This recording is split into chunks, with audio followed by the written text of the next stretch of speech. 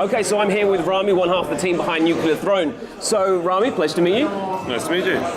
So what was your original inspiration behind creating Nuclear Throne? So Nuclear Throne originally started during the Mojam, which is a game jam, a two-day game-making contest, which was organized by Mojam, the people behind Minecraft. And they basically said, you have 2 days, we're going to live stream your development, make something fun. So we thought, why not do something silly, make a game that's completely randomly generated, put a bunch of monsters in there, and then shoot at them. How much work goes into completely randomly generating a game? So the fun thing, normally when you create a game, you create the levels, you create the characters, you create the situations. With a randomly generated game, you're basically teaching the computer to design those for you. So it's a completely different approach to game development, something we didn't quite expect to take as much work as it did.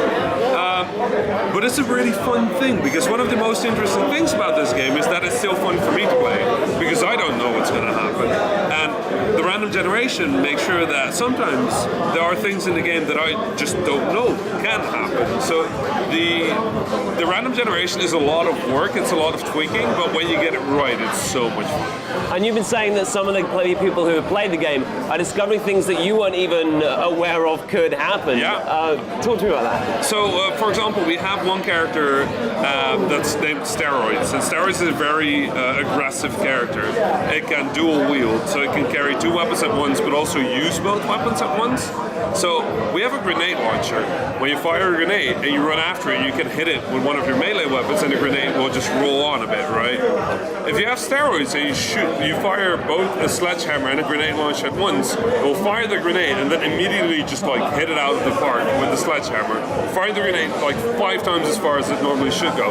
We didn't know you could do that. We just didn't know. Somebody sent us an email like, did you know you can do that? And having people discover stuff like that is amazing. Like that was literally not something we considered. And seeing the community figure out new strategies while the game is on early access, and seeing how people play the game, it's just super cool. It's so cool. It's fantastic. This game is a punishing game. It's quite difficult. Yes.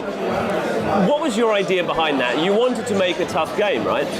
Yeah, basically, so at Flamber, we're a really firm believer of the idea that we need games to exist that are hard. We need games to exist that you can be terrible at, because if you can be terrible at a game, that also means you can get better at a game. You can have the personal satisfaction of growing, of improving, of really learning to master something, rather than just having your hand held through an experience. And I mean, it doesn't mean that those games are inferior. Those are just not the games we want to make. We want to make games that you can get good at. And Nuclear Throne is a game, you're going to be terrible at it. When you start playing it, if you're not terrible at it, I haven't done my job right. No, I know we haven't done my job right. If people can be terrible at a game, they can get better. And that's the feeling we want to give them. And that's what Nuclear Throne is. And that's what's going to keep people playing the game. What experience do you want from people who sit down to play Nuclear Throne? What do you want to make them feel, think, and cry? Mostly frustration. We want them to feel that they're up against something that they can never take down. But then give them just enough progress every time they die. Let them learn something new every time they die about the game and the system, that at the end we want them to understand the systems.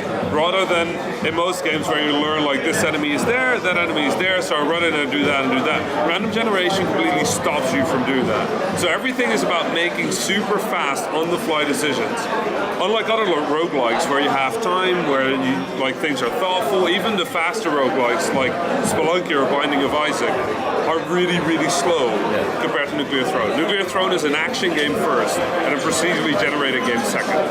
So it's an action game. You have to make fast decisions. You have to figure out what to do. Sometimes when a level starts, you have a quarter of a second. Just be like, this is bad, I need to run that way. And that's exactly what we want. We want you to get to know the system, the way the world works so well that you can make a snap decision in a quarter of a second and figure out what you have to do. If we can get people to do that, we've succeeded. So how can people get their hands on and play Nuclear Throne? So Nuclear Throne is available right now in Steam Early Access for PC, Mac and Linux. We update the game every Saturday, and we live stream development for that update every Tuesday and Thursday from 1 p.m. Central European Time to 5 p.m. Central European Time on twitch.tv/Vlambeer. The game will eventually, when it's done, when it's 1.0, come out on PlayStation 3, PlayStation 4, and PlayStation Vita as well. So we're working, we're going, and if people want to follow that, they can do that on Twitch or on Early Access.